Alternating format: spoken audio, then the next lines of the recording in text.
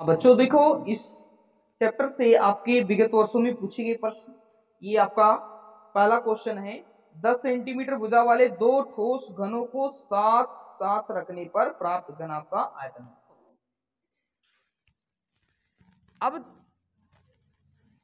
वर्गों से मिलकर घन बनता है। अब देखिए, ये घन और ये घन दोनों को मैंने क्या कर दिया, एक साथ रख दिया, जोड़ दिया।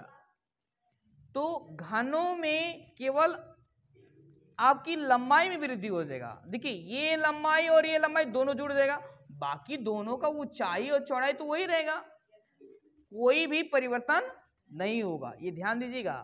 मतलब दो घनों को अगर जोड़ोगे तो बन जाएगा घनाभ। क्या बनेगा? घनाभ बन जाएगा। ये ध्यान दीजिएगा। तो लंबाई जो उसका अब हो जाएगा, कितना हो जाएगा? 2a हो जाएगा। पहले कितना था? a और a दोनों जुड़ के 2a, लेकिन जो इसका चौड़ाई है वो a ही रहेगा और इसका ऊंचाई भी कितना रहेगा? a ही रहेगा। समझाया ना? तो इसमें आपको भुजा दिया हुआ है। भुजा कितना दिया हुआ है बताइए? 10 सेंटीमीटर। कितने? 10 सेंटीमीटर। तो इसका आयतन बताना है। तो ये किस आकार का बन गया? वो घनाभ आकार। तो घनाभ का आयतन लगाएंगे। क्या लगाएंगे? हाँ, घनाभ का आयतन। तो घनाभ का आयतन क्या होता है? लंबाई गुणे चौड़ाई गुणे ऊंचाई। समझा रहे ना? अब देखिए, लंबाई इसका कितना हो गया? 2a। पहले कितना था? ऐसे सेम, अगर 10 सेंटीमीटर है उसकी लंबाई, तो अब कितना हो जाएगा लंबाई टोटल उसका? 20 हो जाएगा। समझ आ रहा कि नहीं आ रहा है? हाँ, तो यहाँ भुजा अगर आपको दिया है 10, तो ये 10 गुना ये लंबाई हो गया। क्या हो गया? लंबाई हो गया। तो लंबाई कितना रखेंगे बबुआ? 20। अब v मतलब चौड़ाई। चौड़ाई कितना रखेंगे? a। तो a का मान कितना दिया हुआ है? 10। यहाँ आप a रख दीजिए, a यहाँ रखें। अब तो नहीं दिक्कत है ना? तो यहाँ कितना रखेंगे? 10। ऊंचाई भी कितना रहेगा?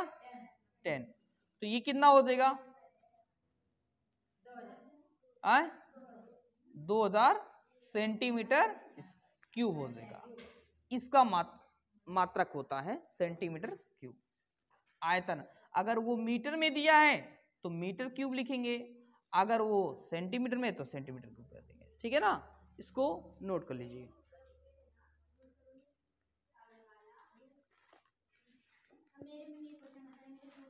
हाँ, नोट कर सकते हो, कोई दिक्कत नहीं।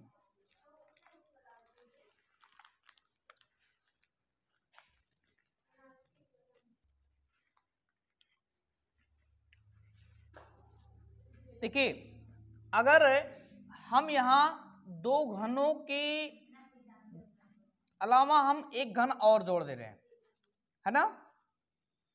समझा रहा ना? हाँ, अब देखिएगा, एक घन मैं और जोड़ दे रहा हूं बबुआ। एक घन और मैं जोड़ दिया। ठीक है? सिंपल सा है कि पहले 2 घन था, अब कितने घन हो गए? 3 घन हो गए। समझ आया? हाँ, अब देखिए जरा, इसमें नहीं बनाना फिगर खूब बढ़िया आए। अच्छा बना है? अच्छा, झूठे बोल रहे ना?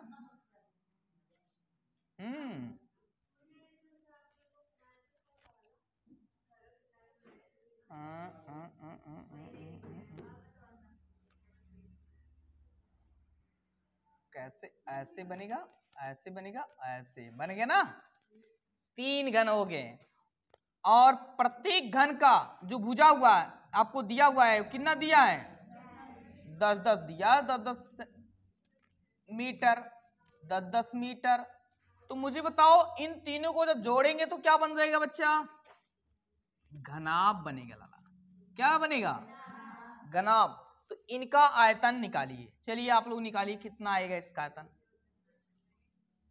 यदि 3 घनों को तीन घनों को आपस में, ये तीन घनों को आपस में जोड़ते हैं तो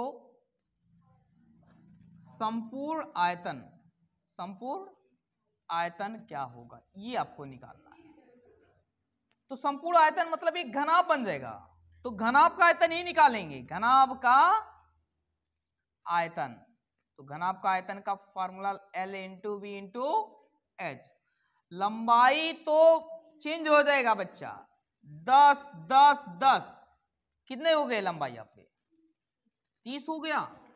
लंबाई तो 30 हो जाएगा, लेकिन चौड़ाई वही रहेगा, ऊंचाई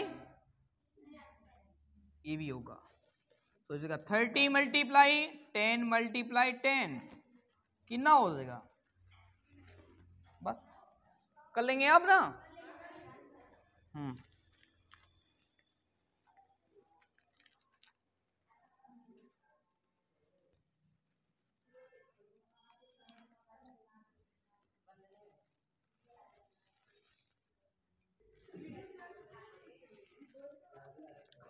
10 मीटर 12 मीटर गुणे 10 मीटर की कक्ष की फर्श को पूरा ढकने के लिए 10 सेंटीमीटर 8 सेंटीमीटर की कितनी आयताकार पट्टियों की आवश्यकता होगी। ये ध्यान दीजिएगा थोड़ा सा, ये क्वेश्चन हर साल इस तरह से आपका पेपर में आता है। देखिए ये मान लेते हैं एक फर्श है, ठीक है लाला, इसकी जो लंबाई 12 मीटर, कितना मीटर, 12 मीटर, ओके, और इसका जो चौड़ाई है वो 10 मीटर है। तो ये आयत बन जा रहा है कि नहीं बन रहा है। फर्श जो होता है कमरे का वो किस आकार का होता है, आयताकार होता है, ठीक है, वर्गाकार हो सकता है, लेकिन हम आयत मान ले क्योंकि इसकी लंबाई बड़ा है चौड़ाई से, ठीक है ना, इसी कारण। अगर समान होता तो वर्गाकार हो जाता। अब चलिए देखते हैं, और इसी फर्श में 10 सेंटीमीटर 8 सेंटीमीटर का एक टाइल बैठाना, इसमें 10 सेंटीमीटर और 8 सेंटीमीटर, मतलब लंबाई इसका 10 सेंटीमीटर होना चाहिए, चौड़ाई 8 सेंटीमीटर होना चाहिए।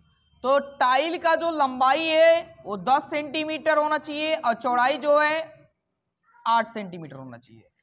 मतलब इस फर्श में कितने टाइल बैठेंगे ये आपको बताना है, समझे ना। फर्श की लंबाई 12 मीटर, चौड़ाई 10 मीटर, टाइल का लंबाई 10 सेंटीमीटर, चौड़ाई 8 सेंटीमीटर। ध्यान दीजिएगा ये आपको फर्श जो है मीटर में दिया है, जबकि टाइल का जो है लंबाई चौड़ाई सेंटीमीटर में है। चाहे आप फर्श वाले को मीटर को सेंटीमीटर बदलिए या तो सेंटीमीटर को मीटर में बदलिए। ये ध्यान दीजिएगा, जब यूनिट मात्रक समान होंगे तभी आपके आंसर आएंगे, वरना नहीं। तो मुझे बताओ फर्श का क्या निकाल लेते हैं, क्षेत्रफल। तो फर्श का क्षेत्रफल, फर्श का क्षेत्रफल, मुझे बताओ फर्श का क्षेत्रफल कितना है, यही तो है 12 गुणे 10, 12 मीटर स्क्वायर आया कि नहीं आया। आइए टाइल का क्षेत्रफल, तो टाइल का क्षेत्रफल कितना हो जाएगा, लंबाई गुणे चौड़ाई, मतलब 10 गुणे 8, 80 आगे नहीं आया, ये सेंटीमीटर स्क्वायर। अब जरा देखिएगा लाला, ये किस में है, ये किस में है, सेंटीमीटर में है, तब तो अब दिक्कत हो जाएगा। चाहे आप मीटर को सेंटीमीटर में बदलिए, मीटर को सेंटीमीटर में बदलिए, आए चलिए कोई दिक्कत नहीं है, आप रख सकते। 1 मीटर में कितने सेंटीमीटर होते हैं, तो 100 का स्क्वायर, इसका स्क्वायरिंग कर देंगे तो ये हो जाएगा सेंटीमीटर में बदल। देखो 120 का गुणा 100, यहाँ 100 100 100 कितना हो जाएगा, ये हो जाएगा सेंटीमीटर स्क्वायर, इसका पूरा का गुणा हो जाएगा, इतना इतना आएगा सेंटीमीटर, इतना आएगा। मैंने मीटर, 1 मीटर में 100 सेंटीमीटर होता है, तो इसमें मीटर स्क्वायर है ना, कितना है, मीटर स्क्वायर है, तो यहां हम लिखेंगे तो इस पे भी स्क्वायरिंग लिखेंगे, तो 100 का स्क्वायरिंग करेंगे कितना हो जाएगा 10,000, और 10,000 का आप गुणा कर दोगे तो इतना आ जाएगा। अब इसी से क्या कर देंगे, भाग दे देंगे, तो टाइलों की संख्या पता चल जाएगा, टाइलों की संख्या, तो टाइलों की संख्या कितना होगा, तो कुल फर्श का क्षेत्रफल, कुल फर्श का क्षेत्रफल बटे कितना, एक टाइल का क्षेत्रफल, समझे ना। हाँ, एक टाइल का क्षेत्रफल, पूरे फर्श का निकाल लीजिए, एक टाइल का क्षेत्रफल निकाल लीजिए, एक टाइल वाले से भाग दे दीजिए, आपका आंसर आ जाएगा। समझ में आया कि नहीं आया, इतने में आप इससे भाग दीजिए, एक टाइल का क्षेत्रफल कितना निकाल के आए हो, बस हो गया, ये 0 से 0 कैंसिल हो जाएगा। 8 से आप क्या कर देंगे, भाग देंगे। चलिए भाग देकर बताइए कितना आ रहा है, 1,20,000, 1,20,000 में भाग दीजिए, भाग देने पर आया, तो वैसे बोल रहे हो,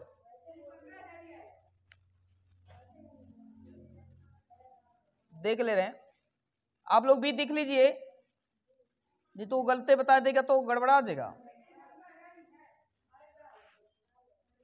देख लेते हैं आंसर में,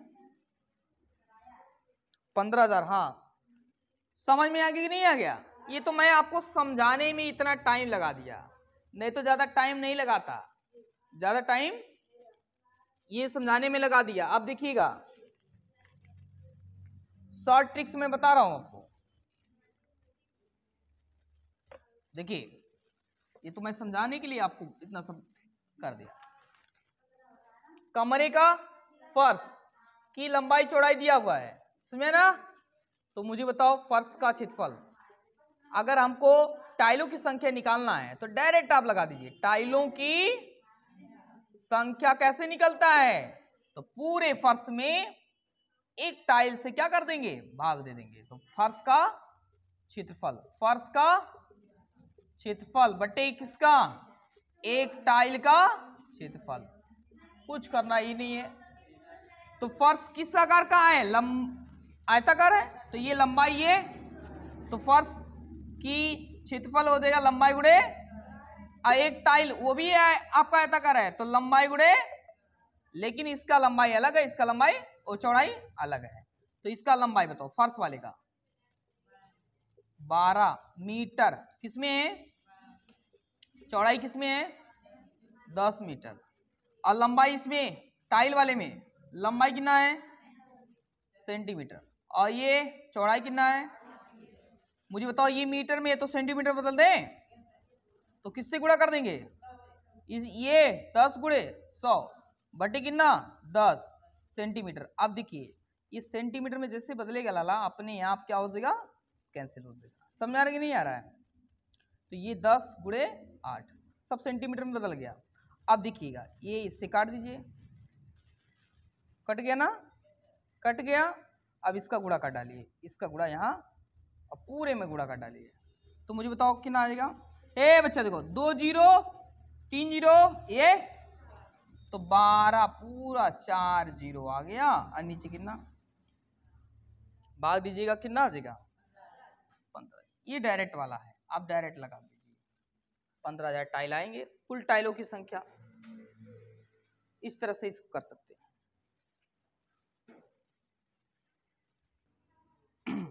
देखिए दूसरे वाले क्वेश्चन में, इसमें कह रहा है एक आयताकार प्लॉट की लंबाई जो है चौड़ाई की दुगुनी है बाबू, ये आयताकार प्लॉट है, प्लॉट मतलब खेत भी कोई हो सकता है, ये देखिए जो लंबाई है चौड़ाई का क्या है दुगनी है, लंबाई चौड़ाई का दुगनी है, अगर मान लेते चौड़ाई x है ना, तो ये कितना होगा 2x होगा, और फिर कह रहा 8 मीटर भुजा वाला एक वर्गाकार तृण ताल इस प्लॉट का 1/भाग घेरता है, कितना भाग 1/8 भाग घेरता है तो प्लॉट की लंबाई क्या है? समझ में आया? अब देखिए इसी में लाला 8 मीटर का एक क्या वर्गाकार तरड़ ताल बनाया जाता है ना, और इस प्लॉट का 1/8 भाग घेरता है। इस इस भाग मतलब इस प्लॉट का 1/8 भाग घेरता है तो प्लॉट की लंबाई क्या होगा? तो इसका क्षेत्रफल क्या होगा, है ना? तो आयताकार प्लॉट का क्षेत्रफल मुझे बताओ कितना होगा? x इंटू 2x, मतलब लंबाई और चौड़ाई, तो 2x² बनेगा कि नहीं बनेगा? अब ये इससे क्या करेंगे, इसका क्षेत्रफल निकाल लेते हैं। तो वर्ग का क्षेत्रफल, तो वर्ग का क्षेत्रफल मुझे बताओ कितना होगा? 8 मीटर है तो इसका स्क्वायरिंग कर देंगे, 64 मीटर स्क्वायर आ जाएगा। समझ में आया? अब देखिएगा,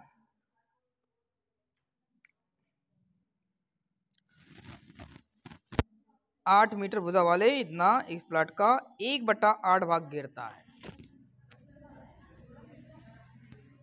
तो इसका कितना भाग घेरता है? 1/8 भाग। तो इसी का निकाल लेते हैं 1/8 भाग, तो लिखेंगे 2x² का 1/8 भाग, तो कितना हो जाएगा? 64। तो मुझे बताओ ये कितना आ जाएगा लाला? 2x² 1/8। ए बच्चा काट दो, वो कट गया, कितना आया? 4। इसका गुणा कर डालो तो 64 चौको कितना हो जाएगा? बात कौन कर रहा है पीछे? 4 चौक 16, 6 चौक 25, 256 कितना आएगा? स्क्वायरिंग उधर ले जाएंगे तो किसमें हो जाएगा? अंडर रूट में। अब ये हो जाएगा, इसका वर्गमूल निकालेंगे, 256 का वर्गमूल कितना होगा? इतना टाइम लग रहा है, नवोदय के बच्चे हो, थपड़ियाऊं। 256 का वर्गमूल कितना होता है? 18 होगा। इनके मारे परे इनके इतना टाइम लग जाता है, इतना टाइम मुजवानी याद होना चाहिए, मुजवानी याद होना चाहिए, मुजवानी याद होना चाहिए, ये सब मुजवानी याद होना चाहिए। आ रहे हैं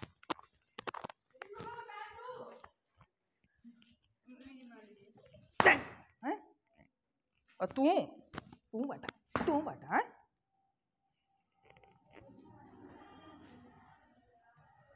दिमाग में तुरंत मुजवानी रखना चाहिए। इतना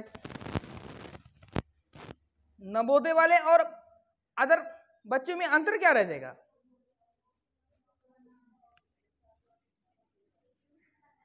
16 से लयन 256 होता है, तो 16 इसका हो जाएगा,